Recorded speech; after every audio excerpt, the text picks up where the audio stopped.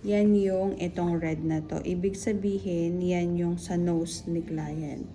Okay? So, yan yung number 1 mong gagawin. Kukuha ka ng linya, lilinyahan mo yung nose ni client.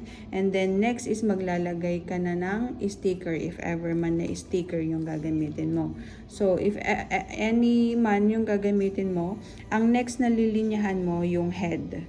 So, number 1 si nose, number 2 si head, next is si tail, number 3 si tail, and then number 4 si arc. Pero si arc, mayroon siyang dalawang linya. Yan, at saka ito. Okay, mamaya i-explain ko bakit dalawa yung linya.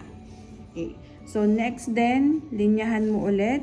1 si nose, 2 si head, 3 si tail, number 4 si arc. Next, number 5, yung tatlong horizontal na yan. Yan. Uunahin mo, 5, yung lower, kasi kumbaga, eto siya. Ayan. Ayan yun. Yan yung number 5. Number 5, tapos, number 6. Ang 6 naman, ang titingnan mo, yan, haba na yan, tsaka ito.